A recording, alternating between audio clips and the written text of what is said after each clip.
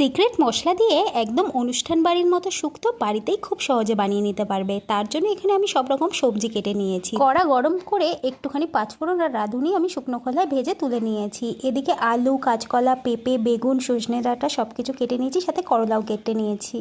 অল্প সর্ষের তেল দিয়ে আগে বড়িটা ভেজে তুলে নিয়েছি, তারপর একে একে সব সবজিগুলোকে ভেজে তুলে নেব। আলু কাঁচকলাটা একসাথেই ভেজেছি, এরপর বেগুনটাকেও ভেজে নেব, এরপর করলাটাকেও ভেজে নেব। এই যে গরম পড়ছে এখন কিন্তু এই রেসিপিটা দিয়ে ভাত খেতে অসাধারণ লাগবে, আর এটা খুবই হেলদি, খাওয়াও স্বাস্থ্যের জন্য ভালো। এখানে দেখো আবারও একটু তেল দিয়ে তেজপাতা, অল্প রাঁধুনি, অল্প পাঁচফোড়ন দিলাম, তারপর পেঁপে আর সজনে ডাঁটাটা দিয়ে একটু হালকা নাড়াচাড়া করে এর মধ্যে বাকি যে সবজিগুলো ভেজে রেখেছিলাম সেগুলোও দিয়ে দিলাম।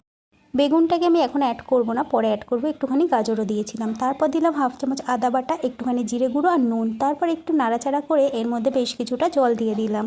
ঢাকা দিয়ে ফুটতে দিলাম। যখন ফুটে উঠেছে, সবজিগুলো মোটামুটি সেদ্ধ হয়ে গেছে, তখন ভেজে রাখা বেগুন আর বড়িটা দিয়ে একটু নাড়াচাড়া করে এর মধ্যে আমি দিয়ে দিলাম হাফ কাপের মতো দুধ।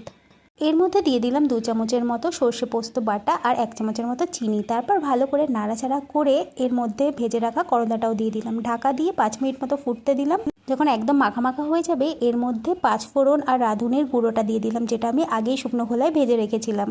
আর লাস্টে নামানোর আগে বেশ কিছুটা ঘি ছড়িয়ে ঢাকা দিয়ে রাখবো কিছুক্ষণ, গ্যাসটাকে অফ করে। তারপর সার্ভ করব।